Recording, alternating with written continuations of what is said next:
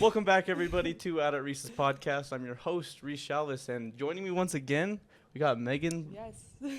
What was your last name? How do I pronounce that? I don't really know how to pronounce it, but I say it different every time. But Oh, really? I think it's Prushinski. Yeah. Prushinski? Okay. Prushinski. That's cool. Is it Polish? Yes. Yeah, because my last name is Shalvis, but Okay. the original is Shalviski. So I Okay, kind of just figured the ski at the end. It's always very Polish and Ukrainian. Yeah. So last time I saw you, it was at the event, the chocolate wafers event. Great event. That was sick. It was a lot of fun. What have you been up to lately? I have been just focusing on jewelry, focusing on myself.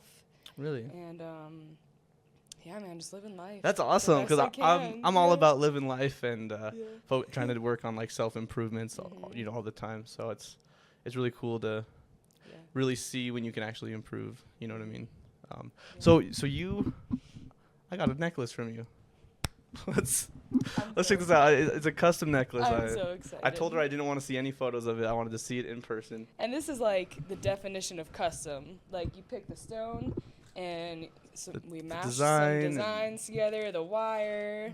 Okay, all right, here man. we go. You open it. All Why right, am I opening it for you? I'll close it and then reopen it. I'm like kind of nervous, but like I'm excited. I wonder. Oh, okay. No way. Do you like it? That's so sick. Oh, Yeah, dude. there's the tree. Right? I love it.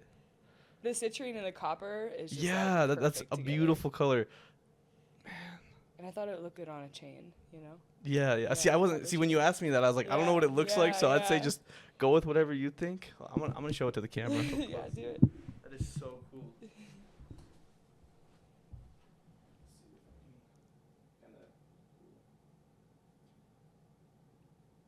I love that. That is so cool. Yeah, man. And copper has a lot of like iron and zinc in it and minerals. So when you wear it and you sweat, it soaks into your bloodstream. So I was like, I'm putting it on a chain. Yeah. So so the citrine is my birth month stone. Birthstone. Birthstone. What is that? That is a stone of abundance. Abundance. Yes, financial abundance, whatever you want to attract, really. Really? It's just, and it's also, so I like to go, when people ask me about stones, my first go-to is just to, like, look at your chakras and kind of associate the colors with them. Right. So yellow, citrine, I would kind of associate that with solar plexus, you know what I mean? So your willpower, your confidence, motivation, just that's crazy. Attracting. Yeah, it's very powerful, a staple stone. That's exactly what I've been trying to work towards for like the last 2 years. Is like I really wanted to improve my social ability, confidence, willpower. There you go. Yeah. On the note of willpower, I did a technology fast a couple of years ago, and that's one thing I really learned during it was willpower. And so that's kind of crazy because now I'm on another one where I have like 30 minutes of free phone time a day. Other than that, I turn everything off. I have notifications off, everything. Because I'm trying to break my bad habits and whatnot. So and this is the time to do it. Exactly. In the winter. Yep. The fact that the way everything lined up, even with this podcast, was weird. And like reading this book, I started that book. First thing she like mentions in the book is she mentions how humans have a connection with their phone. And it's the same type of connection that you would form with someone else, like another person, but there's no actual connection there, so it can make you feel lonely, depressed, and whatnot. I'll just share the book 'cause I think it's awesome. It's The Science of Connection from Soul to Psychedelics by Julie Holland. Yeah. So it's... And it's like you said, the timing, everything was weird. It was so weird. It's just perfect. You know what I mean? It's just... It's how it should be, you know. Everything is as it should be, and it's good or bad. You know what I mean? I think with my personal spirituality, which is why she's on here, we're gonna talk about kind of spirituality and whatnot. But my personal, I'm not too deep into it yet, but I do believe in things happening for a reason, connections, which is spirituality. Yeah, you know, like I feel like social media kind of puts this label on spirituality as it's this like crazy, you know, you're meditating 5 hours a day and doing yoga and you know, all this crazy shit. And it's like being a quote unquote spiritual person is just having those beliefs, being in tune with the universe and nature and yourself and understanding those things. You know, it doesn't have to be like all this crazy stuff, because that's exactly what social media does, is gives this expectation of what you need to look like and do and be, you know, like you can be anyone, anywhere on the planet. And as long as you are being yourself, you know, and kind of just being connected with the actual earth. Right. Like that is spirituality to me. Okay, I like that. It's very interesting because the word spirituality, I feel like, can have a kind of leave a negative taste in people's mouths just because of the stereotypes around it. Exactly. You know, like people just imagine like just Zen, like monks Right. like meditating or what, right? anything. Exactly. Yeah, like just one with nature. Yeah, and like a waste of space to the society. You right. know what I mean? That's exactly. how people look at it, like a tree hugger, like a dirty hippie, whatever. Yeah, it's like, yeah. It's not like that. Someone you who know? does psychedelics all the time, and whatnot. Yeah. So when did you have your spiritual awakening? Like when did you just feel, like, whoa? It was something. So I can definitely say it went little by little, but it definitely started probably about a little over a year ago, which I'm super fresh into. Oh, really? This is what I'm saying. Like, you get like obsessed with it, and right. you just dive so deep into it. Like, it just happens so fast, and you just get like obsessed, and you just like open your eyes, and all of a sudden you're just like in tune. Right. You know. It was kind of like it's like kind of a long story. It's not a long story, but okay, basically I was living in Florida and with this guy, and we ended up breaking up, and we both moved back to Pennsylvania, which is where I'm from. And when I got back home, I moved back in with my mom, living in my mom's basement after, you know, being in Florida on my own, you know, being so empowered. And I came back and I just felt like awful. I just felt like, oh my God, what have I done? Like, I took the easy way out. Like, I'm just so, you know, I have no confidence anymore, all this stuff. And that emotional trauma led to physical trauma. So I ended up getting stomach ulcers and having all these like health issues. And I hired a health coach because I was just so sick and I felt so disgusted every single day. And, you know, hired this health coach, and she really got me into, you know, not only just eating right and just all that stuff, but also stress, you know, managing stress and just my spirituality, because I came to find out that my emotional feelings just came out in my body as physical things. Like physically your body would reflect how your emotional state was. Yes, exactly. So like, you know, I lost my willpower, solar plexus, that's right in your stomach. It only makes sense that I got these stomach issues, you know what I mean? Yeah. So that got me into just holistic health, like all around, and just, you know, being one with myself and, you know, diving deep into my traumas. And then I ended up moving, and poof. That's cool. That's awesome. Physical's fine. Yeah, you know? It's interesting. I'd say mine truly started maybe last year. But I started to feel stuff, like just little bits of things, probably back in 2020 or so. Okay. I just never really explored that side of me too much, or that side in general, until last year, just a little bit too. Yeah. And because there was things I went through that really damaged my emotional state and my mental health. It was things financially, things with my friends, an ex, like I was just in I was at my rock bottom, and I had this burst of motivation, which this is why I think breakups are beautiful, right? Yeah. Is because everyone always gets that weird burst of motivation to just improve themselves. I'm going to go hit the gym. Yep. I'm eat healthy. Sometimes it starts as like a kind of as a low form of revenge, right? Because success is the best form of revenge, and then you just end up not caring and continuing to try to thrive. You're like, this is great, actually. You're like, then you end up doing it for yourself instead of the revenge, you know? Yeah. But I feel like your awakenings always come at your darkest moments, you know? Right. So like when we were feeling, you know, no willpower, just like upset, depressed or whatever, like that's when the work gets done, you know? Yeah, exactly. And kind of as I was going throughout when this kind of COVID started, right? And as I was going through the next year or so, there's just little things I noticed kind of come into play in my life. People, and I realized there was always something to learn from either experiences or the people coming into my life. And that's when I started to notice, like, man, these are coming into my life for a reason. I don't know what that reason is, but they're there for a reason. Yeah. And it got me excited to really start kind of looking into that more, and kind of leading up to last year when I really truly started to feel this and why I have an interest in it now is me and a lot of friends and people close to me, family and friends, we all had this collective feeling that 2023 was going to bring something big, and we didn't know what it was, whether it was our personal life or with the world.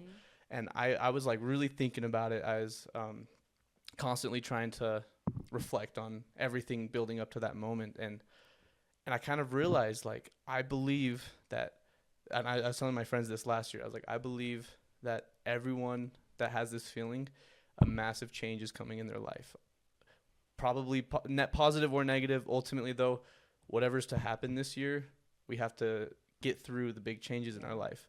It's going to be a big year. Right. Like, And I feel like everyone can just feel it. It's like this like tension. It's like, I don't know. I think the consciousness of society is changing. Right. Like rapidly, you know, like I feel like 10 years ago, this conversation wouldn't really be, you know, as popular. People wouldn't relate to it as much, right? Exactly. And now it's like everyone, like people are on the same boat, you know what I mean? It's weird, right? And then some of my friends, they felt it, but they don't see it as much as I see it, right? And when I was telling them, like, dude, everyone's lives, like, as soon as 2023 happened, I'm already seeing change in everyone's life. Like I don't mean to get personal, but my dad, you know, he broke up with his girlfriend, you know, like just a bunch of different things. My friend went to rehab, he was on the podcast before to talk about that. And even my own life, I'm already seeing huge change. That's like, just like, I was right. Like we were right. It's crazy. And it's going to be a crazy year. I haven't been able to talk to anybody who truly like sees it this much though. Cause like I felt like I was going crazy. I was like, dude, I'm telling you, something's coming. People are waking up, you know, and even if people don't like necessarily see it, but they just like don't look at you crazy, like that's a start. Right, I mean? Exactly. Like, as long as you're not looking at me like I'm crazy and like you get the gist of what I'm saying, like, okay, that's a start. And then it's just going to continue to keep, you know, keep influencing people and just spread it.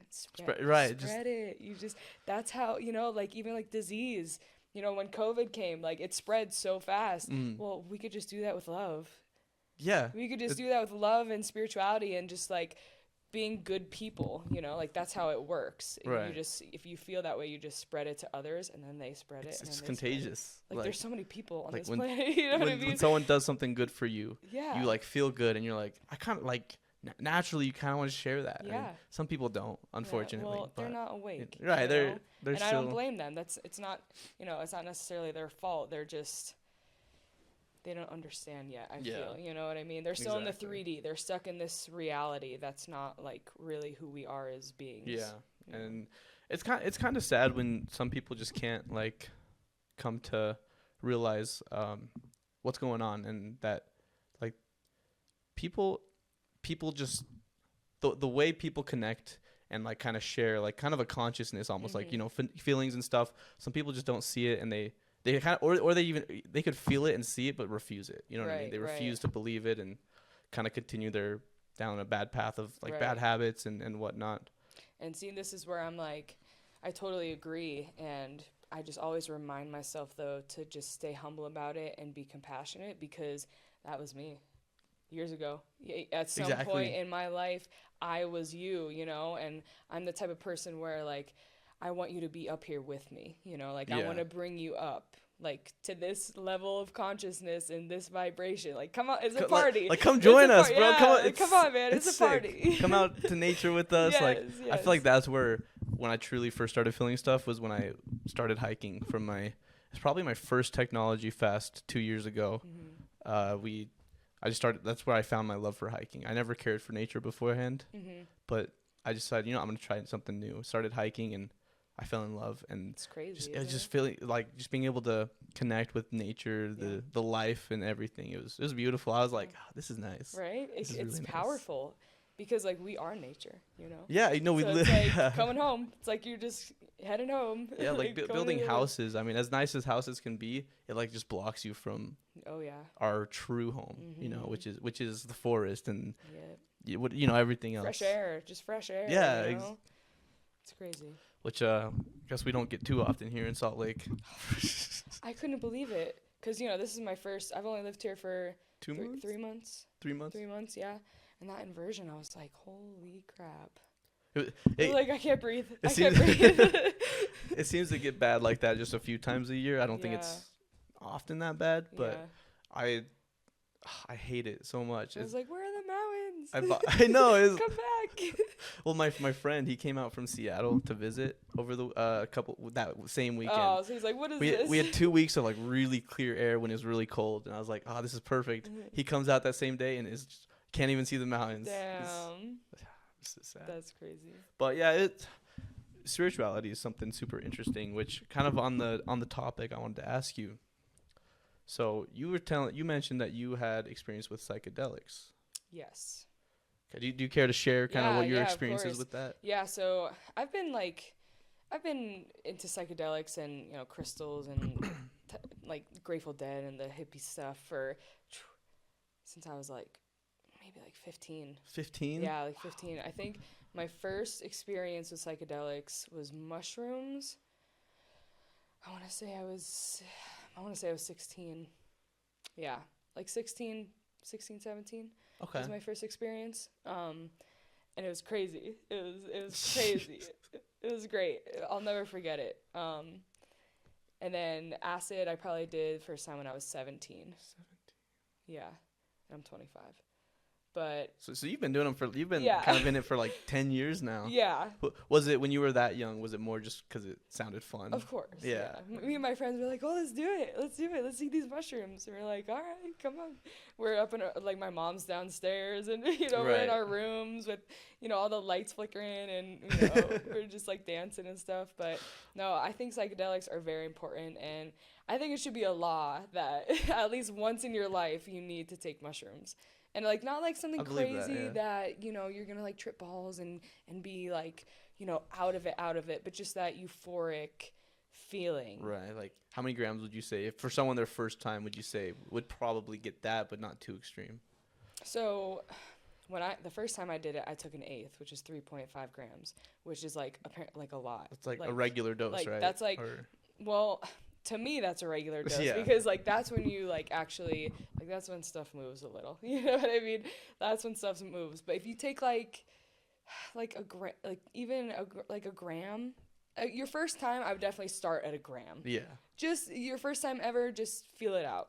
Because you could always take more. You can't take less. You know what I mean? Right. Start with the gram, see how it feels. Move up to 2 grams, depending on if you liked it, if you didn't like it. I think it's important to be in the right environment when you do it. Oh, yeah. So, nature's the best. The best. There's no better feeling than being in the woods, tripping on mushrooms, and having the moss just breathe around you, It's you can just see the earth just, breathing. It's crazy. I probably sound crazy. No. I've tried shrooms. This is my first time opening up about this on the podcast. My first time trying shrooms was last year. I tried about a gram. It just felt like an extreme marijuana high. Yes. It was plus a little bit of visuals on the walls, just things moving a tiny bit. But other than that, I didn't get any self-fulfilling revelations or anything. And that was due because I did it with my friend, and he just talked to me most of the time, so I wasn't really able to just connect with myself during it. Dive into exactly yourself, and so I told myself I want to do it again, but I want to be alone. So I shouldn't have done it when I did, but I'm glad I did because it did give me a lot. But the second time I did it, I did 2.5 grams, which I think was a little too much. Yeah, that's a big jump. It turned into a really bad trip. Oh, no. It was terrifying. Oh. I feel like it left me with... I hate hearing that. I wish I could have been there for you. Right. I feel like it left me with a certain kind of trauma because now when there's things that will kind of re-spark certain feelings I had during it that were terrifying, and it gives me anxiety. I'm like... Yeah. But I feel like it was way beneficial. I didn't realize it at first because afterwards I was reflecting on it a lot, and it gave me this insane surge of motivation to do the podcast again because I had kind of stopped doing it for a while and just start grinding. I was on fire. I just couldn't stop being productive every single day, but ever since then, reality's felt different. Really? Like it's never gone back to how it was before, but it's in a positive way. Yeah. Like I feel like just looking around, it just, I don't know, it just, everything feels more alive. Everything is just different. I don't know how to explain it. I'm sure you get what I'm saying. Yeah, 100%. But it's, and when I try to explain it to people who didn't feel that, if they tried them or haven't tried them, I can never explain how exactly I feel. And it's definitely really weird. It's a really bizarre feeling. Like, you see things for what they are. You know what I mean? Like, you see a tree for a tree and not just, you know what I mean? Not just we know what we mean. Right, I get what you're saying. I'm sure if they've done it, they know exactly what we're talking about. You know, like, I see a tree as like a living thing. Right. You know, exactly. Which it is. You know, it's crazy. I always say that acid is the question and mushrooms is the answer. so acid is like they're two very different things. I personally like mushrooms way more. Because, you know, mushrooms, you get that euphoric, like, I have all the answers. Like, I knew it all along like, inside I am the me. one. I am. I know everything now. I am a tree. Like, you know, it's great. And then acid, you're like, wait, but what about that? But what about, and you're like, oh my God, wait, okay. And then you take mushrooms and you're like, okay, that's the answer. Like, this is great. See, I've never done acid. The only thing I've done is marijuana and shrooms. Okay. Well, what it is, when it comes to doing the psychedelics, what's the difference between acid and shrooms? Like probably kind of your visuals and your kind of inner self that you feel. Yeah. So, and then this is just my personal experience. You know, it could be different for everyone. I don't know, but me personally, acid I feel like is a lot more visuals. Like, that's when you like me personally. That's when I see stuff that's not there. like in the cartoons when they do drugs and it's like Alice in Wonderland. Like, I feel like they were on acid and not mushrooms. Right. That, you know, so that to me is a lot of visuals, colors. Like, that's when you go to a rave. You know, that's when you go to rave and you like hear all these like you'll hear noises and it'll just like go through your whole body. Hear colors and see sound, like they say. Yes, yes. So like stuff like that, and just you're not too focused on yourself, like deep down, I'd say, on acid. It's kind of just like visuals and just like does it just ground yourself to the environment around you a lot more? Yeah, and I would say acid, like, for me, is more of like a upper, you know? Right. And mushrooms, I melt. Like, mushrooms, I melt. It is hard to get up for me sometimes. I just, you know, I'm just sitting there and like, literally melting into myself, enjoying the experience, you know, preferably in nature. I remember when I did that 2.5 milligrams, for the first, like, after like 15 minutes, I just couldn't stop laughing. Right? I was laughing so hard. Yeah. My dad and his girlfriend were in the other room listening, because I told him, I was like, hey, I'm going to be doing shrooms in case anything goes wrong. And I was just laughing, and then I was like, I'm going to try and make some music. Yeah. So I hop on the computer, FL Studio, and start trying to make something. Had this one beat just on repeat, basically. It was just like dun dun dun dun, really loud on the speakers. And then I started to get off. I was like, okay, I'm too. It's hitting me too much. I gotta go back and sit down. And then I just was like crawling across the floor to get to the couch. And I was like, and I managed to get my balance up, but this is where it turned into the bad trip. I started feeling a little sick. Like I think the mushrooms were like kind of making my stomach kind of turn a little bit. They do that and to me too. So I ran to the bathroom, and that's when I kind of started to freak out a little bit, because I was like, started seeing like the millions of eyes watching me, and then I was in like, it was weird because it was really visual for me. I was seeing like, you know the kind of that psychedelic dimension that they try to, when they try to say like show a DMT trip and whatnot. I was kind of seeing that and felt like I was being watched by a bunch of like fourth dimensional beings. Whoa. And it was like, in my mind, I was convinced that I was having a taste of their realm and they were observing me experience their kind of dimension. It could totally be right? What happened. And I thought this was like what it was like to transcend, essentially, like ascend, basically, because when you reach that mental, what's the word, like ascension, or just when you enlightenment. Okay, when you reach enlightenment, and it started scaring me, because I was like, oh, what if I'm stuck like this forever? Yeah. What if I can't go back? Because time didn't make any sense at that point. Right. It didn't. Right. It just didn't. Right. And I got scared that I was going to be stuck like that forever and ruin my life. And I thought I ruined my life, because I was like, man, no way I can work like this. I just lost my job. And then for the next heavy. for the next couple hours, I was just wandering around the basement, which felt like weeks. I thought I was Right. I thought in real time, I thought it had been weeks. And I was like, I ruined my life. It's gonna take me years to recover from this. So I go up to my dad and I'm like, Dad, I need help. Like, I'm not okay. And he's like, oh, what's going on? He calls my brother because my brother had a lot of experience with them and knew kind of what to do. They had to keep reassuring me it was gonna end, because I just was not. I was like, there's no way this is gonna end. Right. And finally, you know, after I felt I don't even know how to describe it, but I just felt like I was in like this time loop that just wasn't ever gonna end. And finally, I peaked and then started to come down. I was like, I feel good. Yeah, you're like, I'm alive. I want to do service now. Yes. That's the first thought I had. I was like, Dad, did you still need help throwing those branches away? He's like, yeah, sure, you know, just to get me outside. Right. That's the thing, we didn't go outside. I should have gone outside sooner. Yes. But I didn't. So we went outside and I was like, everything makes sense now. I know what I need to do, and had this path like paved in my mind of I know how to be successful now. I know everything like that. So that's kind of something I always do to kind of help with those little paranoid moments, because it can get intense, you know, like it sure can get wild if you're not prepared, or just like, you know, if you don't know that it's going to end, like if you've never experienced that, you do it alone, you know, and you just like freak yourself out, you know. I always write little notes for myself before I do it. So I'll like take a little journal out and just write like a half a page, just saying like, you know, you're about to experience something very like important and it's gonna benefit you, you know, nothing bad is gonna happen, all love, you know, just like something just like reassuring. And then if I were to ever have any type of negative energy, I just read it.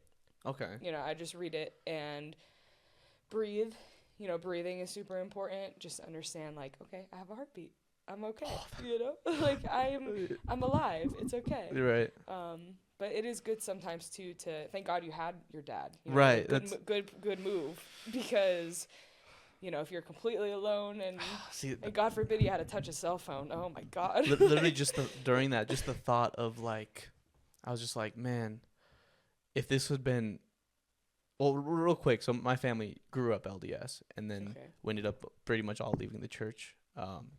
And I was thinking like, man, if I had done this, say 4 or 5 years ago when everyone was still active and I was like the only one that wasn't, I would have been too scared to go to anybody and would have just suffered alone. And then you really I was so grateful. I was so grateful. I was like, I'm so glad you're here, Dad. I'm so glad you're here for me. And it was. So do you think you'll do it again? I've been thinking about that a lot. I keep getting like, you know, I want to do it again. And don't let that one bad experience stop you from all the potential it can offer. You know what I mean? Just like anything in life. Next time I do it, I do want to, like, I'd rather be like have an actual trip sitter.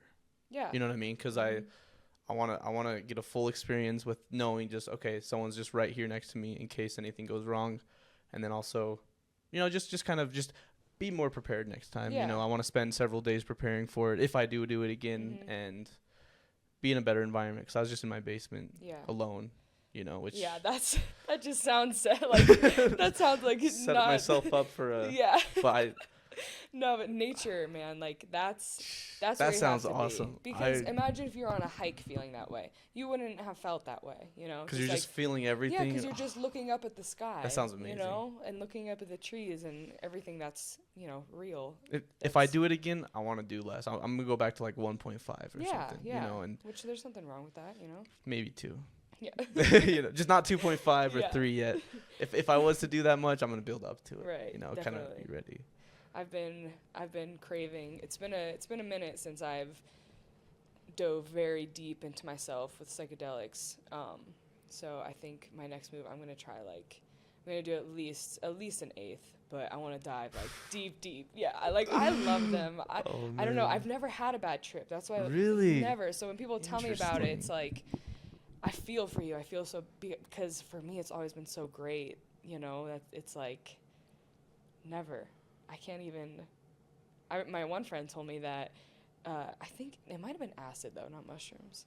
I think it was acid, But he told me that he looked in the mirror and he himself turned into the devil. I was like, oh my God.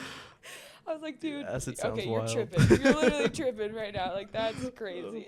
That's crazy. Yeah, that's a bad trip. But yeah, that's. I don't think it ever, like, I don't know if it's a myth that you get, like, stuck. Like, I don't think that's, I've probably never not. heard I mean, of that. Not with mushrooms. It just doesn't make sense how that'd be possible to be stuck, like, you know, but it did scare me. Yeah. You know, I was like, and then afterwards, like, over the next, like, couple weekends later, I decided to, like, smoke weed and just reflect on it because of how my mind is when I am high, and it re-triggered the exact emotions and feelings from it, and it terrified me again. I was calling my sister. I was like, dude, I'm not okay. I don't know what to do. Yeah. I'm freaking out. I feel like I'm back on shrooms again. Sometimes you can fall back into it. Yeah. It was scary. Like, there's when I used to live with my mom, she's I know she's gonna listen to this and be like, what? But we had, like, popcorn ceiling, right? Yeah. You know, like the, like, spiky ceiling. Oh yeah. And yeah. I remember the one time I was tripping, and oh my God, it looked crazy. It looked crazy. And then after that, anytime I smoked, if I looked at it long enough, I could make it move.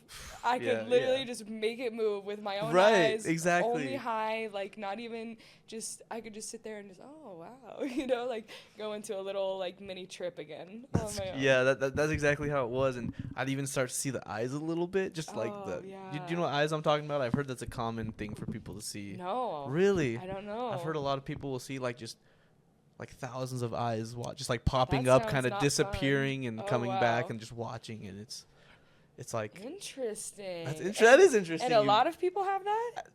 I don't know about a lot of people, but, just like, it's the common. people around me that I have talked to about it. They're all like, "Oh yeah, the eyes." I'm like, "Oh really?" So it's like a normal thing, and so that's just I guess those beings out there. Maybe because I've mentioned it to you. Next time you'll see the eyes. I'm sure I will. Maybe you Thank know. you. I want to see the eyes. Right. I want to make some good eye contact with those eyes. Yeah. Wow. But yeah, it was.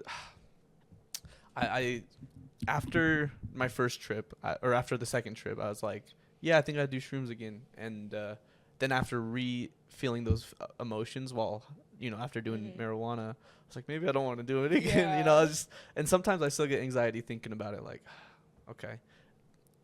But I don't know. Yeah.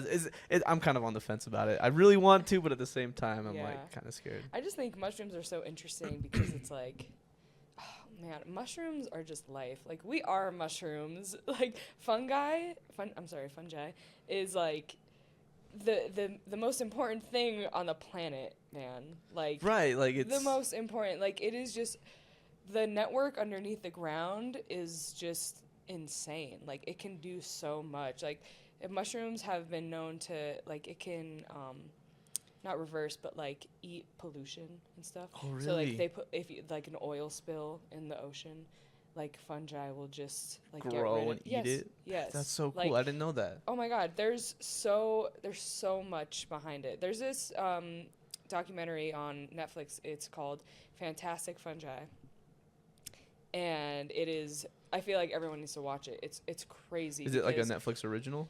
I don't know. Honestly, it might be, but it's like, it just talks about, because if you think about it, right, so fungi is just like mold, right? Yeah. So, which decays everything, right? So think about, you're in a forest and a deer dies. Okay, what do you think decays the deer and puts it in the ground? You know what I'm saying? Is it the fungi? Yes. I actually didn't know that. Yeah, and that's why it's so interesting. So it's like, and they even show it in the documentary of like like sped up version of it decaying this carcass, and just it, like, the soul of the animal going into the ground, right? That's like so cool. Right? And then a mushroom comes from that, which is the fruiting body. So, like, the things that we see above ground, that's the fruiting body of the mushroom, which is what we eat. So it's like we're eating this energy, you know. It's more than just a mushroom. That like, came from something with a consciousness and a life living, and a past, you know, and you know, it's just. And even when we die, you know, and we go in the ground, like, what do you think happens to all these cells? Right. You know what I mean? They go back in the ground, and then here come these mushrooms that are just everywhere and are so powerful and magical. It's like.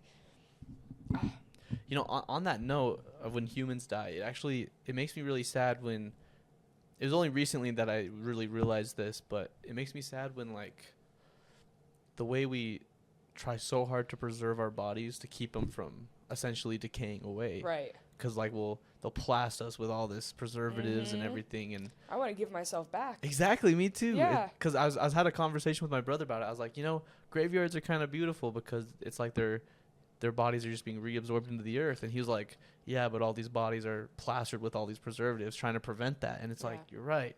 Which I don't want messes that, up the you know? earth even more. Exactly. It's like, I don't want that with me. You know, when I die, I just want to be.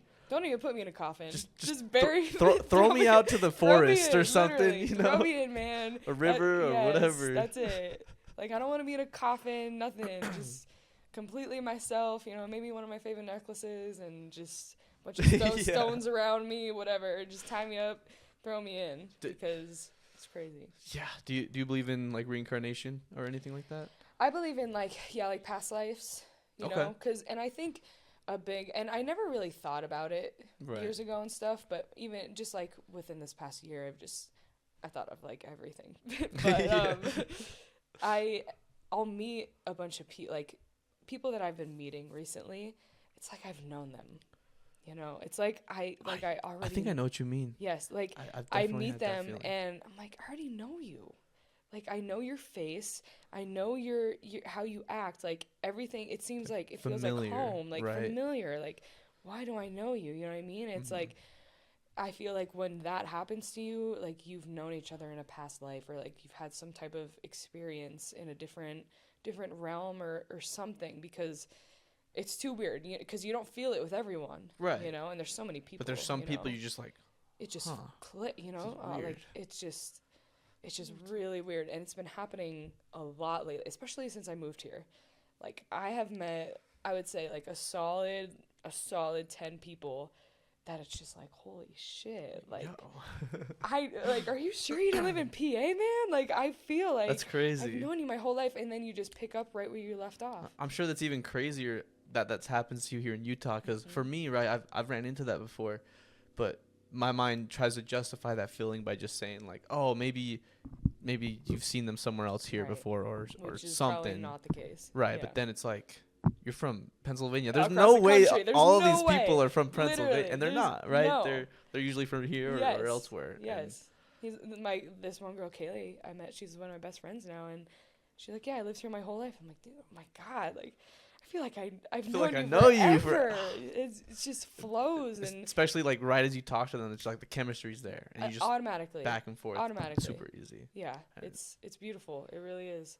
I'm very grateful, and I think it's these mountains, man. They're special. They are special. You know, when you're just like surrounded in a bowl, and that's what I mean, just about nature in general. But when you're surrounded by a bowl of these mountains, it's like, oh my God. It's just so humbling, and so takes my breath away every single morning. Right, every single morning. It's insane. It's I used to not care for mountains back kind of growing up, and I loved the ocean. I loved the ocean life and everything. But it was when I rediscovered my love for hiking a couple years ago, is when I was like, it's beautiful here. I didn't care for Utah. I didn't like it back then. Oh my God, that's crazy. And then now it's like when I rediscovered myself basically and nature, I was like, Utah's my favorite place. Like, Utah is traveled one of the most beautiful states in the U.S. Hands down. I'd argue that it's the most. 100%. But I mean, name another one. California is pretty great, but there's something different about the valley though, and just the canyons here. And I love California. Like, I love the ocean and the warm weather, but Utah's something different. It just has something different. And it has everything, you know. From Zion that we were just talking about. Yeah, exactly. And you go up here and it's like all these like the colder weather, and then Moab. It's just, it has so much. It's awesome. And so many people hate on it, especially because of the church that's here, you know. And it's just like, see, before I really found myself, when I left the church, I was a toxic ex-Mormon. I was very negative, as pessimistic, and honestly, a lot of that community is not everyone, obviously, but at least the online culture that I saw on like Reddit, Facebook, all that. There's a lot of toxicity, and I realized that toxicity was getting to me. Like, it was forming an egg in my head that I started to feed off of. And when I realized that, I was like, oh, I'm not a good person anymore. You know, I feel like all the bad things they say about the church and everything, I feel like I'm worse. You know, it's just, so I cut myself off from that community, and that's when I started to find my own journey, and now it's like I don't even consider myself ex-Mormon. I don't really consider myself anything right now. I kind of just consider myself you. Yeah, exactly, just me. Just being you, yeah. And it really is interesting the way your mind can just shift suddenly. You know, like I'm sure it happened for a reason. Obviously, it definitely did. You know, and because becoming as toxic as I did back then, that was kind of an opportunity for me to suddenly now grow from that. You know, I try to look at everything that comes up as an opportunity. Everything happens for a reason. Exactly how it should, when it should. It's like our paths are just made for, you know what I mean? It's just how it should be. And something happened to me today that is just crazy, and I'm sure he won't mind me sharing it. But so my brother, you know, he's back in PA, obviously. We have these phone calls all the time. Just, we're both very motivated, very just, you know, manifesting. We're like on our shit. We're just like grinding, you know what I mean? And 11:11 kept coming up all the time with us. Like, we were on the phone the one time, and his phone died in the middle of the conversation at 11:11, and he went back when he turned his phone on, and our phone call wasn't even in his phone. What? That's like, so weird. Right? Well, listen, it gets crazier. He would randomly text me at 11:11, like, and the time difference, you know what I mean? So for him, it's not 11:11, but for me, it is, you know? And, like, all these different things and crazy stuff. Just 11:11 all the time. And I kept saying, Kyle, look, you know? Like, this is a sign. And today, this happened yesterday, but he told me about it today. Unfortunately, he had to put his dog down. Our sweet boy Bentley, R.I.P. But he called me. He was like, Megan, guess what? When they were like cremating him, they were like, guess what his final weight was? And I was like, what? No way. I get the chills. I can't even like say it. He goes, on the like certificate, it says 111.1. That's insane. That's what he weighed. 111.1 pounds. And I'm like, Kyle, like, you know, it's awful that he had to go. It's awful, you know. But this is just another sign from the universe saying everything happens for a reason. This was maybe just a wake-up call to, you know, do a life change. And it's awful. We had to sacrifice Bentley for this, but, you know, you just have to look at every situation, good, bad, everything, just as an opportunity, and just you have to turn it into something positive. You can't let it ruin you. You know what I mean? Like, how crazy is that? Just the fact that you mentioned that, it's just like, and just what you were saying about every good thing and bad thing that happens to you is an opportunity. Yeah. I was literally just like, so I do like practice podcast episodes like every day, and literally just the last couple of days when I realized, I like kind of had that realization. It was like I was actually talking about it in one of those episodes, and it's like, man, everything is an opportunity. Everything bad that happens to you, if you can see it, like, change is an opportunity as well. And if you can see that, you can embrace it and like further yourself down whatever path you got to go. And so that's crazy that you bring that up. And just, I don't know, it's so weird. Crazy. It's so weird. It's so crazy. It's just right. It's just how, when you're tuned in, like when you're really tuned into the universe, and like shit gets wild and things just happen. It can be scary. Synchronicities it just flows every day. All day, every day. Like, not a day goes by where I don't have some type of synchronicity. Not that I'm looking for them, but they just happen. They just show up, weird. And I'm like, oh, that's funny. You know, like today I sat down and at work, and I had my like little shaker bottle, which I usually don't have, and I was like, I feel like Scott's gonna ask me about this, like what I'm gonna have. He sits down, he goes, what are you drinking this morning? Never asked me that. But I said it in my head, and I say stuff in my head, and then it just happens, and it sounds crazy, but it's crazy, like little stuff like that. Well, I thought the exact same thing over the weekend when I was like, because I had this podcast plan with you. I was like, she's down south somewhere. Well, I'm down south somewhere. I don't know. Yeah, I just thought that was weird. That is was weird. Really crazy. And I literally decided to go to Zion. I went on Friday. I decided on Wednesday. Total spur of the moment. Just like, total, you know what, I'm gonna go. I was like, you know what, my body, everything, my intuition is telling me that I need to put in for the lottery to do Angel's Landing, and I think I'm gonna get it the day before, and I think I'm just gonna do a day trip, leave at 3 a.m. and just go. And that's literally how it worked out. That's crazy. Exactly that's like that's how I so pictured in my mind. That's crazy. That's the power of manifestation, man. Like, right. Like, you can literally manifest anything you want. Anything you want. Even me living here. Like, I can remember myself laying on my bed in Pennsylvania, just like closing my eyes, feeling the happiness in my heart, and envisioning myself in Utah and how happy I would be. Instead of saying, oh, that's out of reach.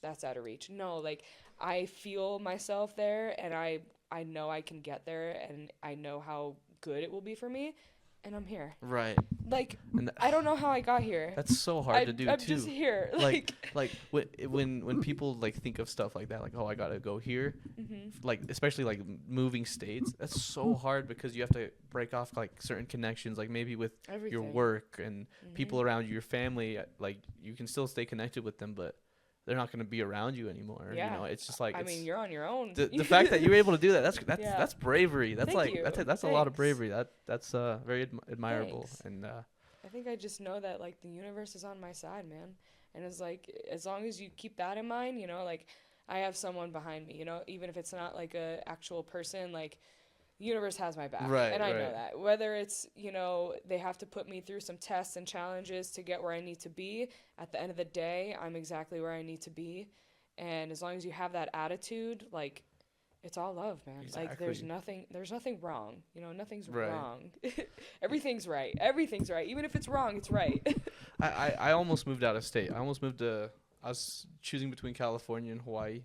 Ooh, Hawaii would be dope. Yeah, I was so excited. I had found a job that was paid well. I had found a nice apartment. It was a 1-bedroom, 1-bathroom house for rent, and it was like 100 feet from the beach. Oh and my it wasn't God. even an insane price. It didn't have AC, but I mean, whatever. Who needs You're AC, not even right? Inside. Right. And so I was like so excited.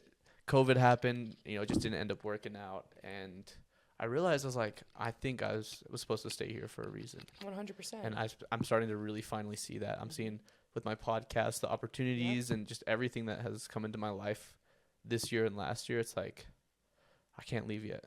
Yeah. You know, and that's the thing. It's yet, not time. You know, it's not like you're never stuck anywhere. Right. You know, you're never stuck in any situation. You're never stuck in a place anywhere. Like, you have control, man. Like, you have complete control. And yes, there might be challenges if you have kids or this and that, whatever. That's just an excuse. Yeah. Look at what people do. The people go to the moon. You know, people do all this crazy shit. If you want to move states, I'm sure, put the willpower in, put the work in, and you can, you know what I mean? Like, you can get yourself out of any situation. Right. You know?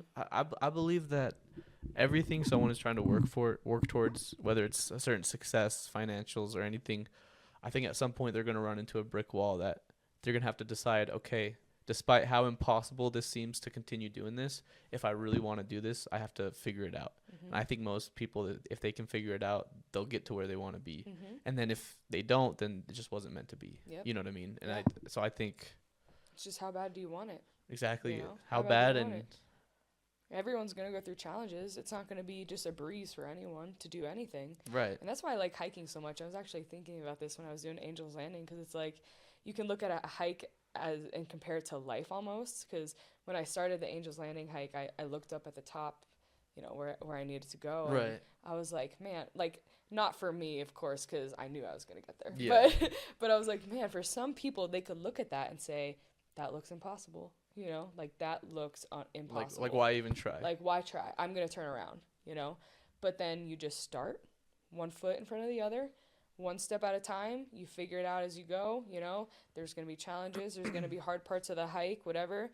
But as long as you just keep pushing, you're going to get there eventually. Well, and seeing the distance you've made when you look back is insane. You're like, I've already gone that far. Right. Like, and you're at the top looking down. You're like, oh my God, wow. It just goes on forever, and you're like, I thought this would have taken like a full day to do or something, you know, like, and I'm already here. Yeah. It's so and weird. Then you just look at life. It's like, wow, look where I am, and you know, look at me 5 years ago. Like, holy shit. I don't even want to look at myself 5 years ago. You know what I mean? Look at the change. Like, look at all the growth. So it's like, if you just keep that energy up and keep pushing, man, imagine yourself in 10 years. You could, like, 10 years, 15 years, 20. Anything. It's like, even 2 years. It's like, holy crap. You can literally, you can do whatever you want, man. That thought also scares me, though, because I feel like time is moving by pretty fast, and I know I'm going to be 40, 45, 50 and thinking, man, where did the time go? Like, that was fast. Mm-hmm. I'm already here. I'm already thinking that. Man, right?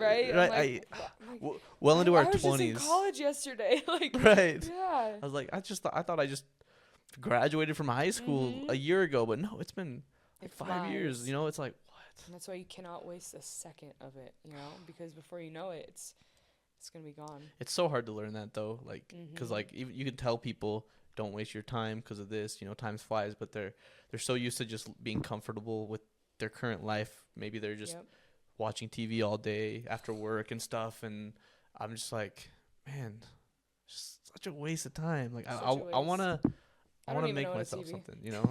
Oh, really? No, I don't own That's a awesome. TV. Yeah, it's because I think it's a waste of time. Right. Like, I would literally rather be doing anything than watching TV. Personally. I mean, documentaries and stuff, yes, that's awesome. But I'm the type of person where if it's around me, it's an influence on me, so I just remove it from my environment completely, you know?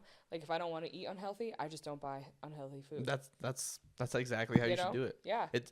I read this book a couple of years ago called Atomic Habits, and he talks about how if you place a bowl of fruit on the table versus keeping it in your fridge, the fruit will last longer in the fridge, but most people don't even eat their fruit. They put it in their fridge. But if you have it on the table and you just walk by, just do that with your environment around you. Get rid of all the bad influences, make them hidden, make it hard to get to the bad ones, and easy to get to the good ones. And that goes for more than just like, you know, your like physical health. It just everything. Right. The music, the music you listen to, your friends. Like, even you're saying, like, the ex-Mormon community and stuff. It's like you have to remove yourself from those bad environments. Right. You know, even back home, for me, it was not the environment that I wanted to live in. So I removed myself. Now you're here. And now I'm here, and now I'm thriving. That's like awesome.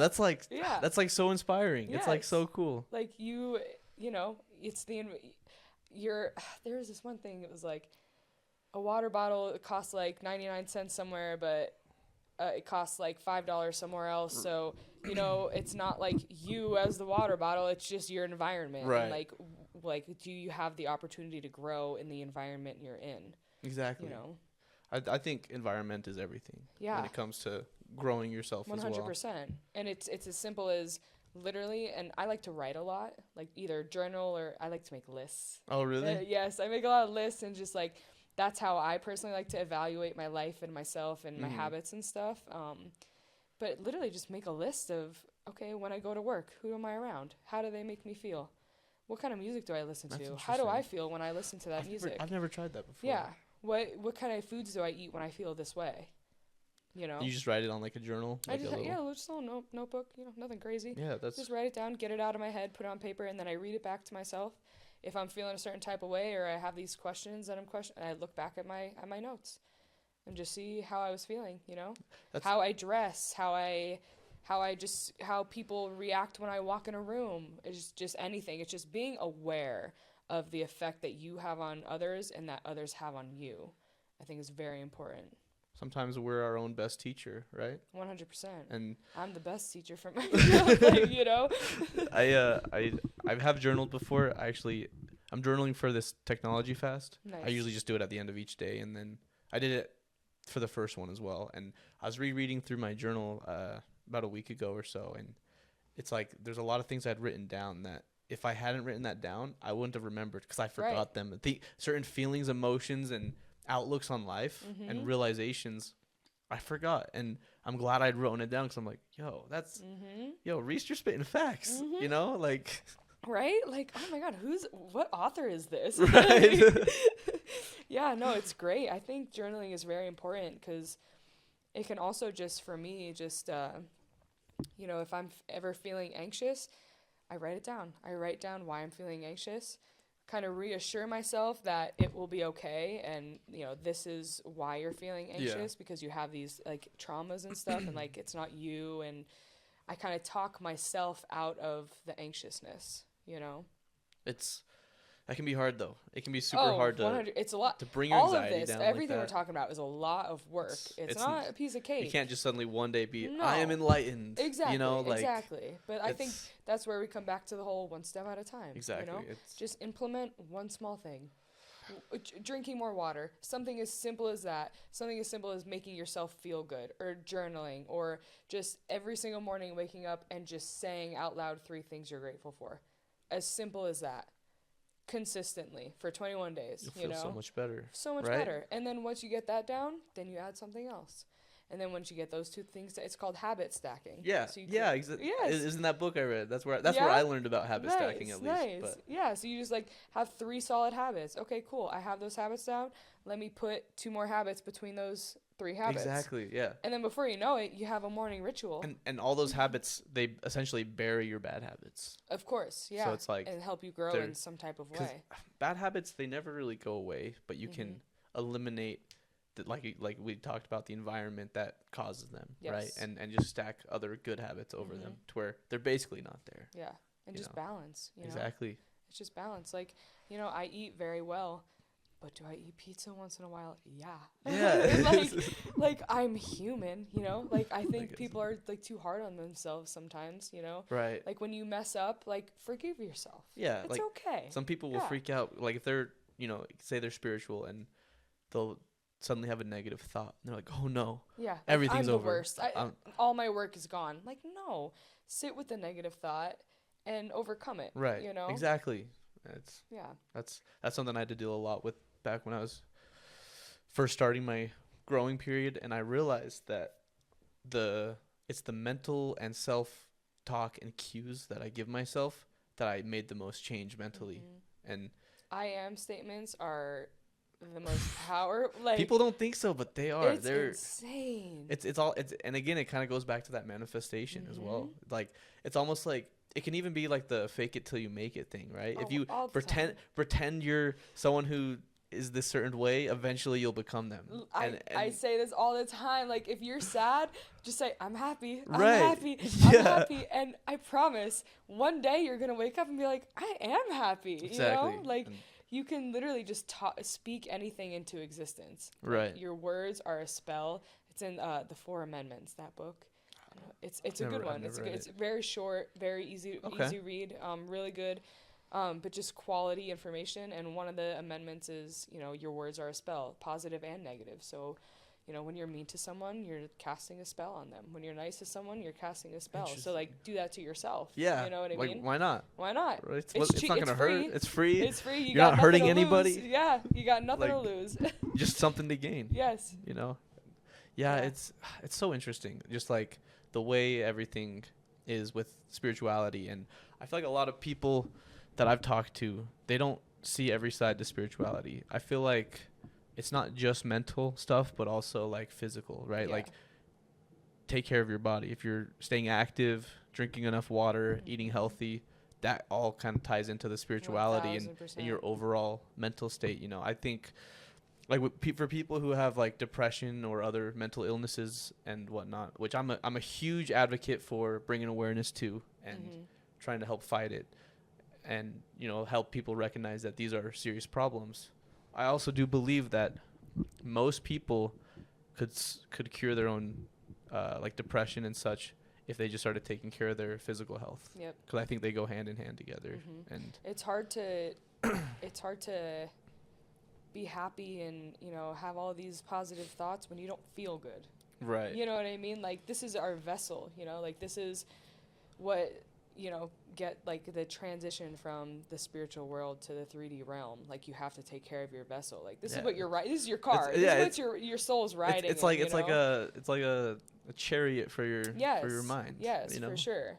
And I totally agree with that. I think that people who are, like depressed and have these mental problems, like, reevaluate your life. How are you spending your free time? Exactly. Are you on your phone 24/7? Who are your friends? Right. You know what I mean? That's super important. Exactly. Like, if you're feeling this way, and like if you just surrounded yourself with better people, you're probably just going to become that better person. Right. You know what I mean? Influence is so big. Oh my gosh. Like people around you, and it's, while I do think medication can help, I remember we actually kind of talked about this for a little bit. Mm-hmm. For years now, I've been a believer that if, like, say you're depressed and you're on depression medicine, don't think that you're gonna have to be on it the rest of your life. Yeah, right? I think it's messed up. Right. I think if you need it to help you get out of, say, the slump you're in initially. Right. Like a lot of people, they want to get better, they just don't have the motivation to take that first step. Right. If they need medication, I'm like, all right, yeah, go ahead, take that. But have a plan to not be on it forever. Like exactly like what you posted on Instagram. And I was like, man, that's exactly like how I feel. Like, I think we're our best caretakers. Yeah. Relying on medicine just creates addictions and dependencies that can make us worse in the long run of things. 100%. Yeah, it's like, even with just other medications like Adderall, how I posted, like, if your doctor's just prescribing you Adderall, like, okay, how am I getting off of it? Right, yeah. What do you mean? Like, our bodies are so powerful, and like, we have all the tools inside of us to be healthy and not need any stimulants or like, anything like that.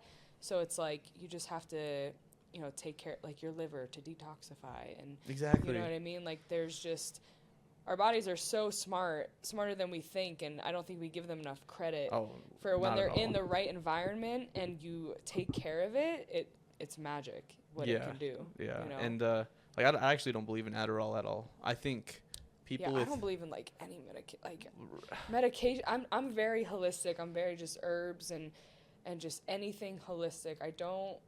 Oh man. I think it's all just a scam. It's part of big pharma. No, literally, it's all just toxic, and it's all about money, and it's crazy. Well, like, people who have ADD and ADHD, I don't consider those disorders. They say attention deficit disorder or attention deficit hyperactivity disorder. I just think it's just another way of seeing the world. I think people who have it, like, I have ADHD. And I've done a lot of research on that, and I don't believe it is a disorder at all. I just think it's another way that someone's brain is wired to see the world and interpret the world. And you really can train your ADHD to improve your life, not just distract you from everything, right? Because in school, they try to teach you, if you have ADHD, you need medicine to help that, or you need, basically, you're not like the rest of us, and you need to be normal, right? Or you're not going to get your work done, which it is harder, to do certain things because of how their system is set up. But I do believe that ADHD can be used as like a superpower in our society. You can use it to hyper focus on certain things if you learn to kind of train it right, and use it as a tool and not as a, like, I don't know what the word I'm looking for is, but you know like what I mean. I'll just say superpower. Like, why not? It's a superpower. Yeah. No, 100%. Yeah. Because having that focus without it is also kind of a power on its own. But ADHD is just another kind of focus and superpower, So it's, I kind of back on the psychedelics thing, because people might argue, if you don't believe in medication, what about psychedelics? Because like, you don't really consider that medication, would you? Or like, what would you? What would you call it? I wouldn't consider it a medication. I would consider it a tool, though, for sure, like a supplement, like a tool to heal your inner traumas. Like, there are, and a lot of people don't know about this, but there are therapists out there who you literally will eat a certain dose of mushrooms. You'll go at like a professional doctor's office with a therapist, lay in a bed, put on like an eye mask. Something that blocks light out. Something that blocks light out. You literally lay there with headphones on, eat a shit ton of mushrooms, have a therapist next to you talking you through your emotions. I've heard about that. I actually just recently heard about that. Like, it's known to help depression. Like, I'm telling you, that Netflix documentary, it talks all about this stuff. It's crazy. Okay, it's awesome. It's an awesome documentary. I'll have to check that out. You really should. But yeah, it's like one session, and I don't know the exact statistics, but basically one session of a certain amount of mushrooms in the right environment and stuff can help depression by like whatever percent and stuff. But it's just so... I've heard it can help like PTSD, everything, trauma, stuff like that. Yeah, like OCD. Like, this one guy had terrible OCD, like terrible. Did one dose of mushrooms, no OCD anymore. Like, I'm talking like flick the light switch 20 times, like that type of OCD, like not just like I need to be clean. Yeah. You know, like a debilitating disorder, and yeah, gone. Oh man, that's crazy. That's like insane. Explain that. You know what I mean? It's powerful. It is powerful. Very powerful. So if it could do that, imagine what you can just do to heal your traumas. You know what I mean? Mm-hmm. And that's the thing with depression too. It's like your brain, like, you have traumas that you need to heal. You know what I mean? Yeah. And I think until people dive deep and get to the root cause of these like problems and like your traumas, like, I don't think you'll ever feel 100% like yourself, like who you were meant to be. Right. You know, like you have to do the work and dive deep. And that ultimately is where our ego comes from, right? It's just who we are. It's like, why do we need to have a label of who we are? You know, I mean, other than our name, I guess, like, I'm Reese, but no, you're not even, like, you know what I mean? Just do your thing. Yeah. Right? Like, yeah. The ego it's not us. Even our thoughts, you know, like, we're not our thoughts. That's why, like, people, you know, talk about meditation and stuff, and they're like, oh, I can never get my thoughts to shut off. I'm like, well, shit, me either. Like, I like, obviously it's, you know, people do it. For me, it's very hard, but I don't look at that and say, oh, I just can't meditate then, you know? No. Right. It's like, you see your thoughts as kind of just like someone that's not you passing through. It's like you're sitting there meditating, focusing on your breath, and a thought pops up. And instead of saying, oh, no, like, get out of here, like, I'm trying to meditate, you could, you know, look at the thought from a different perspective, from an outside perspective. Yeah. Look at the thought and just say, okay, that's not me. Like, okay, thought, go ahead, go through my head, bye. Just go fly into darkness. Like, don't like refuse, don't just surrender to it, accept it, and let it fly, you know? Yeah. Because you're going to have thoughts. Exactly. And it's interesting you bring up meditation, because that's something I recently started getting into, or trying to get into. And I can't get rid of my thoughts to save my life, you know, but I still have noticed when I do finish because you got to start small, you know, when you're new to it. I just do like a few minutes right now at a time. And I just, from that alone, I already just feel a little more mentally clear, and it's amazing. And I can't even imagine what people who are able to meditate for an hour, 30 minutes, what they might feel when they come out. And it's okay. Something I got to look forward to. One day. You know? Yeah, one day. Exactly. Guided meditations are really good as well. They help a lot, especially in the beginning when you're like not really sure. Yeah, exactly how to do it or get into that state. I love doing a nice guided meditation, because it takes away the pressure of, am I doing this right? You know what I mean? Like, what should I be doing next? It kind of just takes you through it, and just a little humbling experience. It's great. I feel like I've had a lot of those since COVID. Really, it's just you realize kind of how the world really is, like, physically, and you're just like, man, we don't know anything. we like we spend too much time obsessing over things we shouldn't, right? And like giving a shit about just stuff we shouldn't, you know. Yeah. And it's a book I actually bought last week that I'm going to read here when I finish this one, is The Subtle Art of Not Giving a Fuck, is what it's called. I've seen that one. Yeah. I'm excited to read that, because I just want to learn to just not care about not stress and care about things so much anymore. What people think of me, right? Like, doing this podcast was, I had the biggest fear of, man, what are people going to think of me? Even when it even come down to, well, how are people thinking how I look right now, right?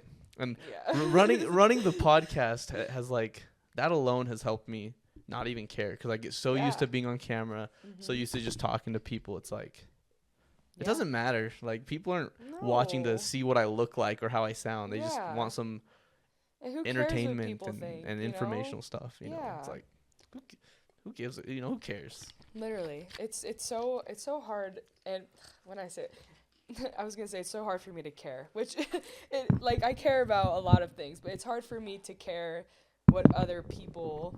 Did I just say 1:11? Yeah, we've been going an hour and a half. We'll probably have to wrap up here soon. An hour and 11 minutes. Or 11 minutes. Of course. What? That's what I'm saying, dude. That's crazy. That's what I'm saying, bro. That's actually okay. Like why did your intuition tell you to click your laptop at exactly 1:11? Because I just wanted to check exactly how long we've been going, right? Right. So the universe is saying, like, okay, like, keep it up. This is good conversation. Love it. That's insane. Right? Shit happens to me all the time. I'm kind of mind blown. So what is the significance to 1:11 though? I've seen it a lot online, but I don't know know what it is. So I'm pretty sure 1:11, just one's repeating, is just change and like you're on the right path, like a reassurance of what you're doing is right, and like be ready to continue to change, and like a big shift is coming. Of course, you've been saying it. You know right, what I mean? right, yeah, but angel numbers are crazy.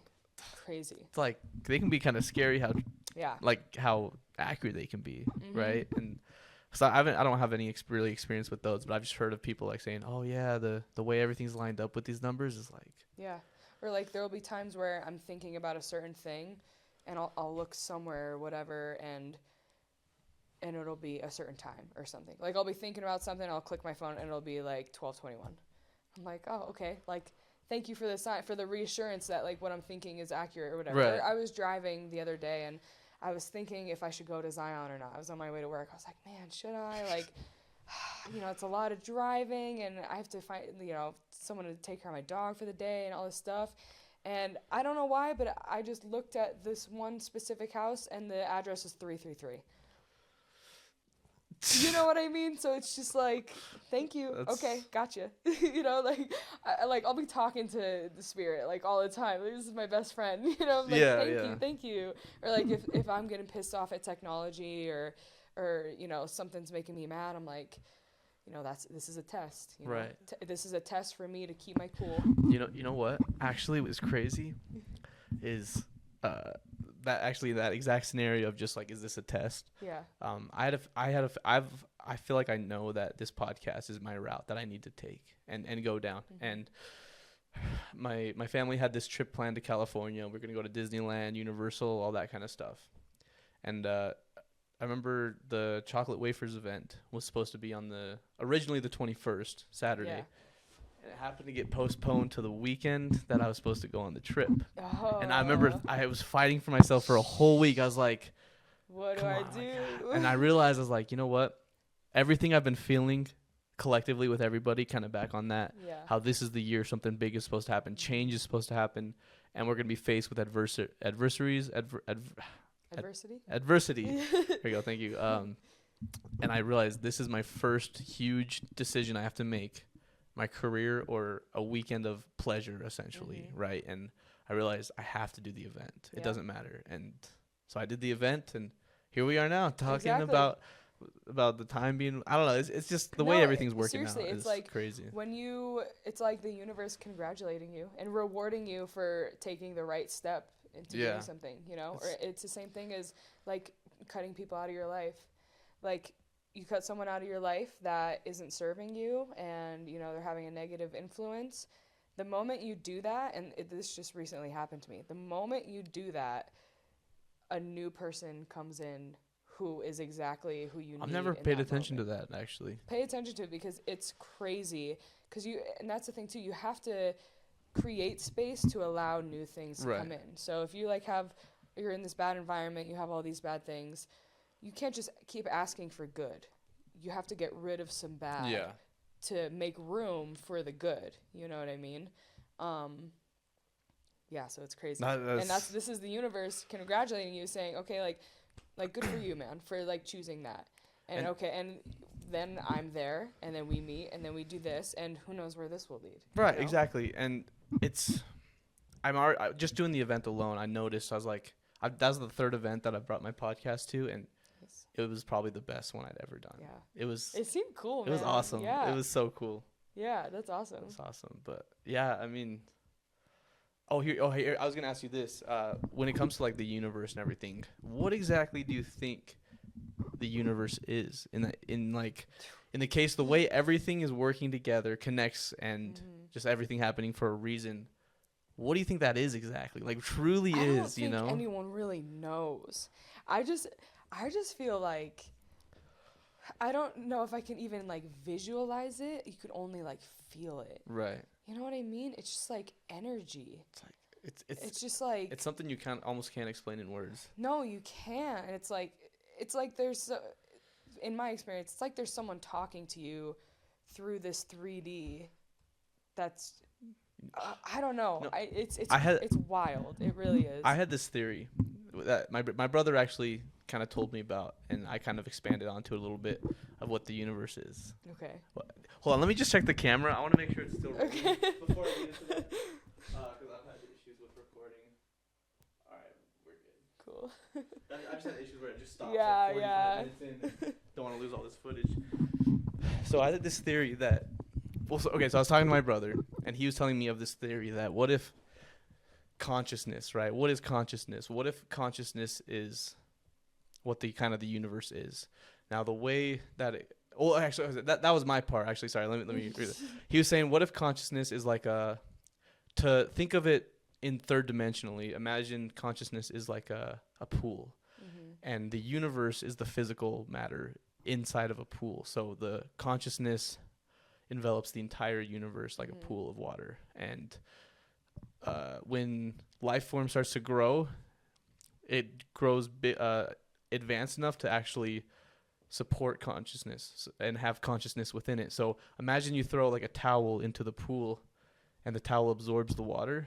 It's like life forms when they grow, they absorb the consciousness from the collective consciousness, and that's humans, that's animals, that's life, right?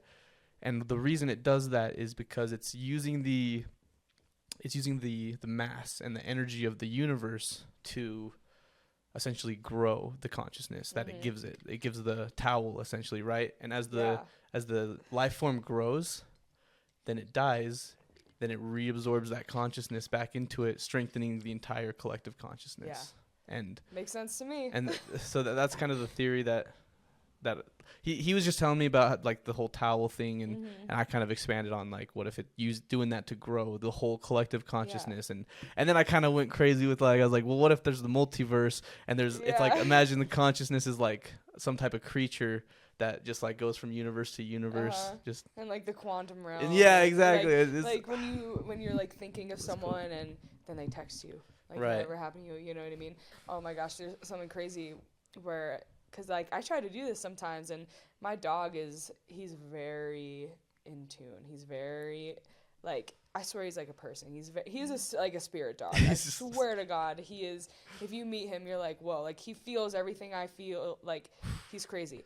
So the one day, I'm laying in my bed, and it was at night, and I was just like, man, like, I just wish someone was next to me. You know, I was like, damn, Bowser. You know, his name is Bowser. Yeah. I was like, man, I just wish he was up here, because he sleeps in his own bed.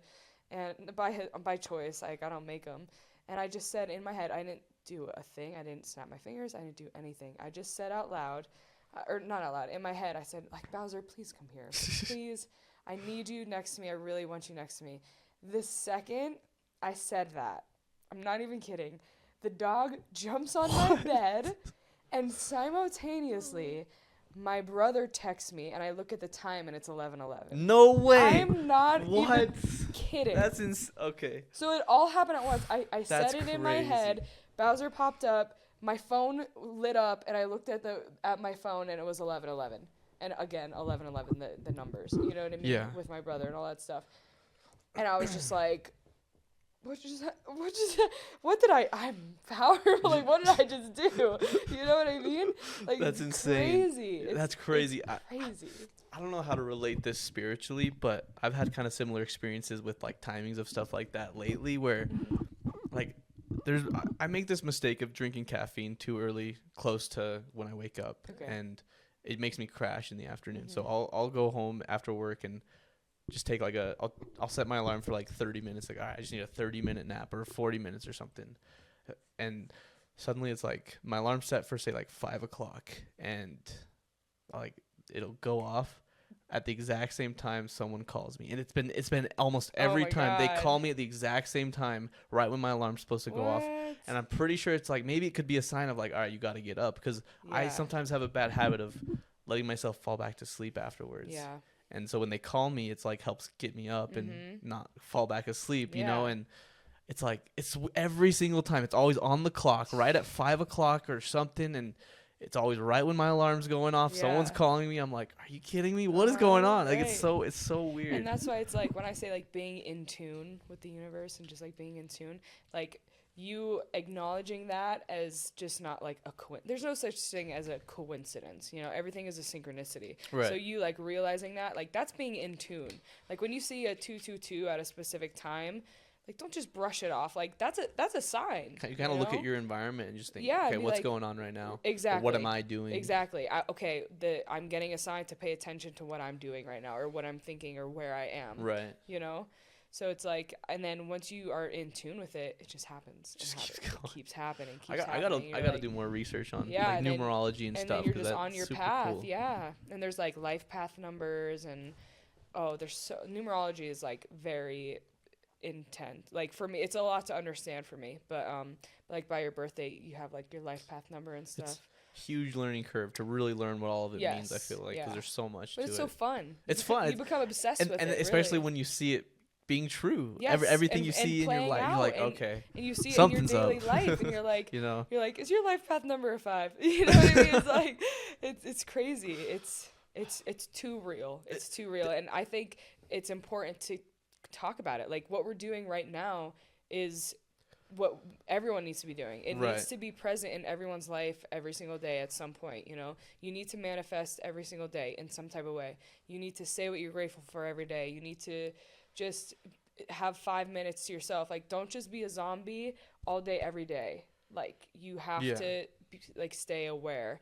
And then I think when you talk about it like this and talk to it with others, that's just how we, like, that pool of consciousness you're talking about, like, that's how it changes, and that's how we, like, save the earth. Yeah. Like, literally save the planet. Literally, like, and so on the numerology thing, I have one experience with it, and it was back in 2017, and I wasn't spiritual at all at that point. I was fully, like, agnostic. I didn't believe anything, really, but I didn't believe there was nothing. I just didn't believe in anything. Right. And I found this test. It was like an ad on Facebook or something, and it was like, oh, see your numerology kind of report or whatever. I was like, you know what, that sounds kind of fun to do a test. So I just kind of filled in all my information, and then it started going off telling me things about myself, and it was like just saying stuff, and everything it said was true. It was like, it's like, you're probably talking to a girl right now, but you don't know where it's gonna go. Yeah. Literally, like, before I dated my ex, I was talking to her at the time, and I was like, no way. And it's like,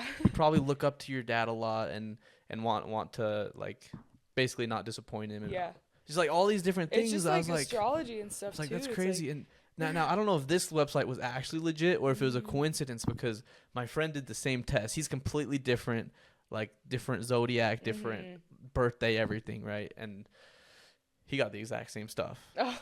And so I was like, that's weird. But the fact that it like lined up 100% for me was like trippy. I was like, what? That's nuts.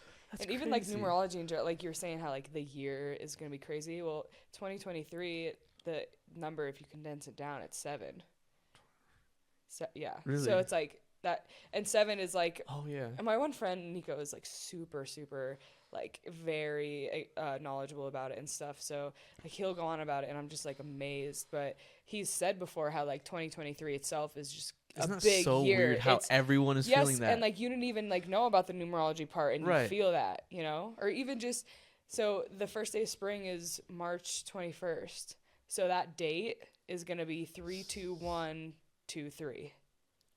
You know what I mean? So, okay, something big's happening that day. No, that's what I'm saying. It's the first day of spring, you know, like the spring solstice. And so it's like right now we're still in winter. This is the time to make your habits, get rid of old habits, you know, like these 6 weeks is the time to, you know, hibernate a little bit, dive deep, and then when spring comes, like everything you manifest now, it's just gonna bloom.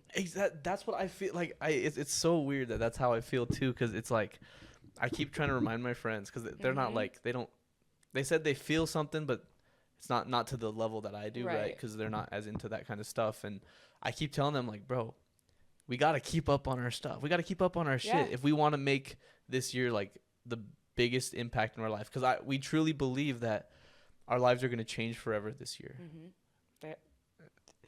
Yeah, man. And it's like, and like, good for you for like keeping that fresh in their mind, because that's what you have to do. You have to keep it fresh. You got to stay focused on the goal. You know what I mean? You have to just keep grinding and oh man. Especially because I feel like it's also not just for ourselves that we have to maintain, but it's almost like the way, like, especially with the community that we're a part of, with all the music and everything, I feel a lot of it is people working together to create different outcomes for each other. Yeah. You know what I mean? Just all support. Exactly. Yeah. And so I'm trying to like, yeah, okay, I realize this is going to sound kind of weird, but I feel like me and my friend have a Japan trip planned in April.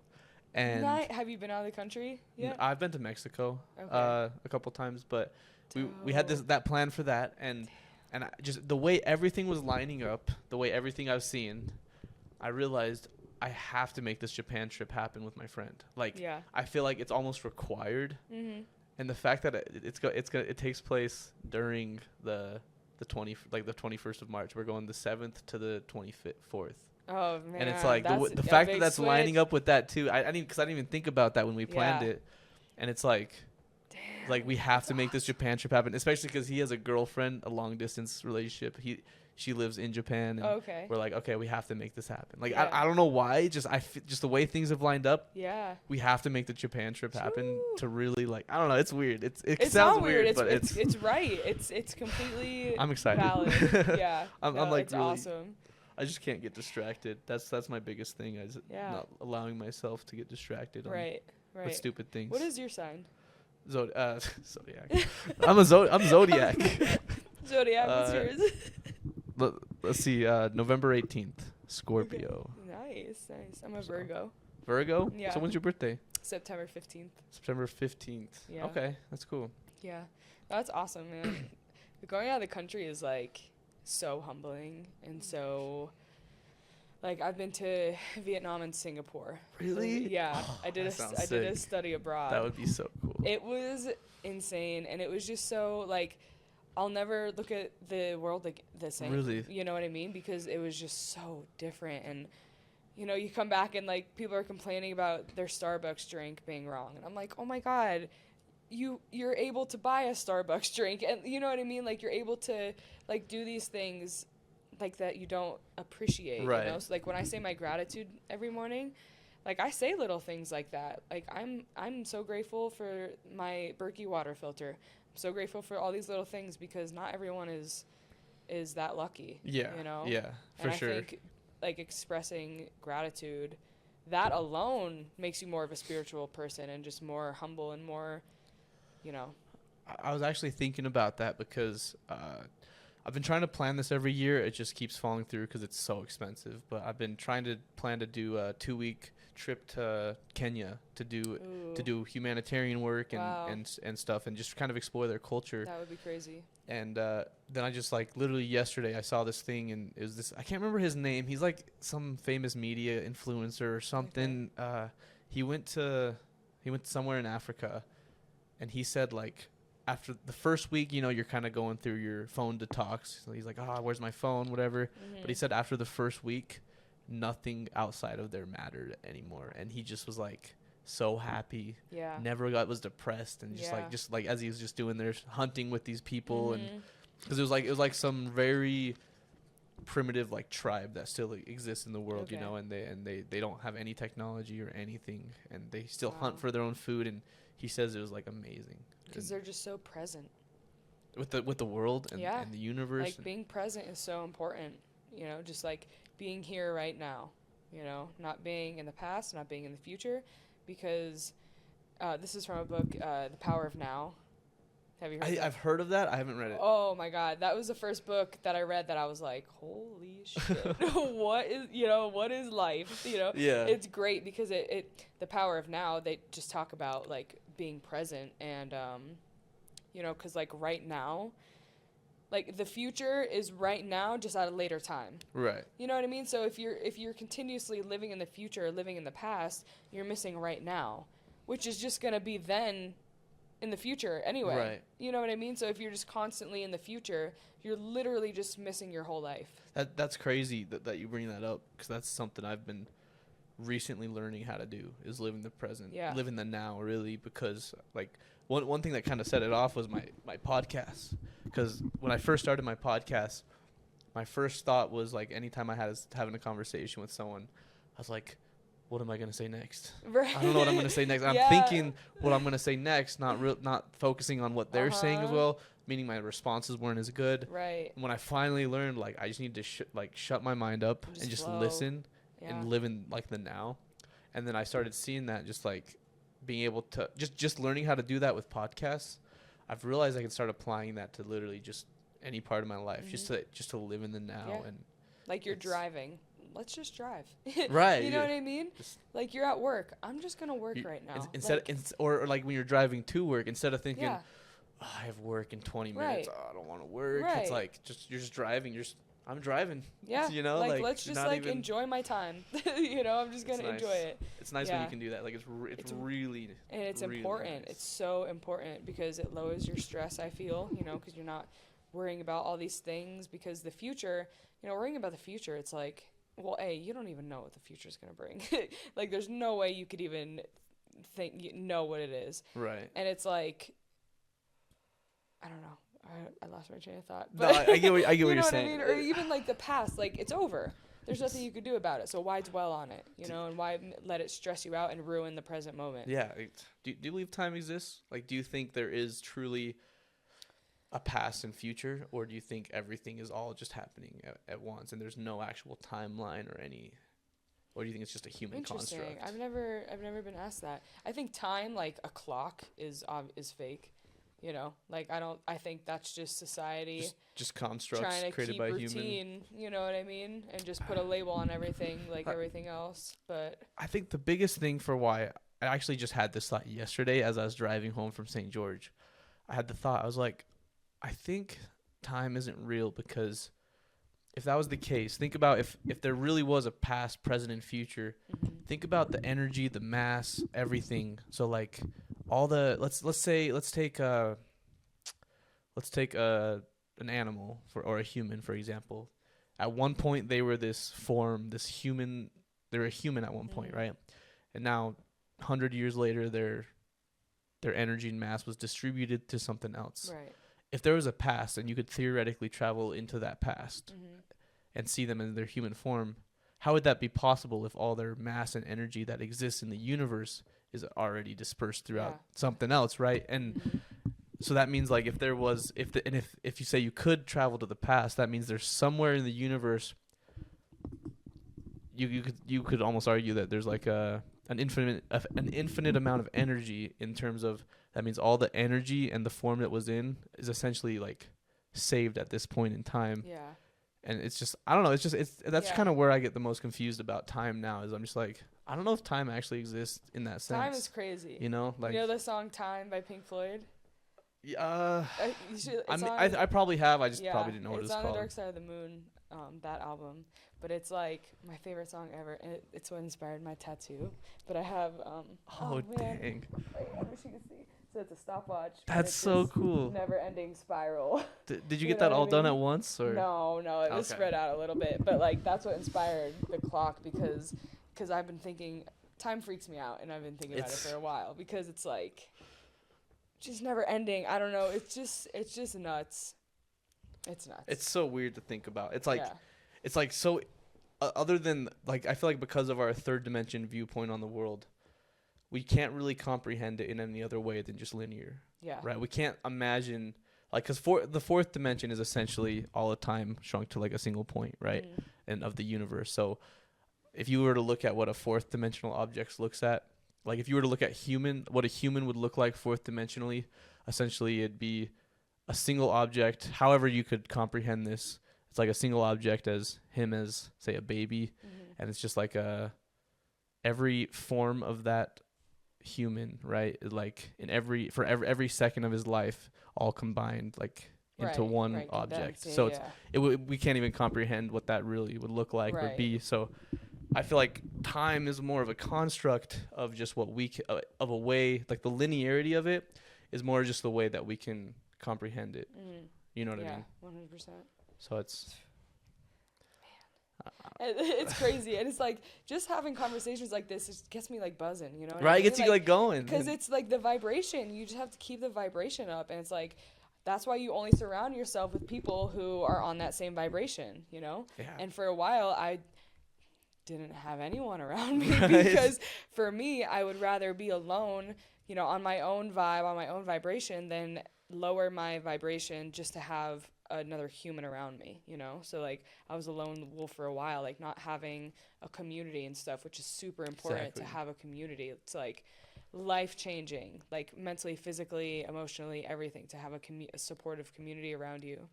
But yeah, man, it's just, I mean, on that topic of vibrations, it's such a weird thing, like because everything is essentially vibrating, right? Yes, and the law of vibration. And like kind of on that note, have you ever been to a drum circle? I haven't. You haven't? No. That's crazy. Don't they have them in Liberty Park? I've never been to that one. I just, there's one that we go up. It's up in the canyon. It's really cool. Is really it? pretty. I might have to go. They have a healing circle and everything. No way. My sister took me. It was my first one that I went to, and it's like you kind of just like during the healing circle, they everyone that is like being healed goes into the center of the circle. Everyone that's part of the circle that has the drums, they circle around everybody, and you kind of pick a different section in the circle, and then everyone just starts drumming, and then you just kind of like sit there absorbing it, and you kind of just like the way you just feel the energy from everybody's vibrations, including from the drums, because it's like the drums amplify their vibrations is what it feels like, right? And so it's like it really does feel really mentally healing, and you're like, man, this is like sound incredible. Baths and stuff. Yeah, exactly that's what the word I was trying to find. But you got to go to one. They're really cool. Yeah, that'd be sick. They're awesome. That'd be awesome. And the people that go, they're always so nice, so sweet. It's all love, man. You know, like why not? You know, right? Like why be mean? I just don't get it. Why hate? You know, I hate when I use the word hate. Right. You know I try what I mean? not like, to. I really try not to. It slips out where I'm just like, oh, I hate this thing. Yeah. But when I say that, I literally always think now, like I built a habit of thinking, okay, why'd you have to use the word hate though? Right. Do you really hate this thing? Exactly. I mean, there's like, I feel like I shouldn't. Well, there's like one or two things in the world that I genuinely hate. Yeah.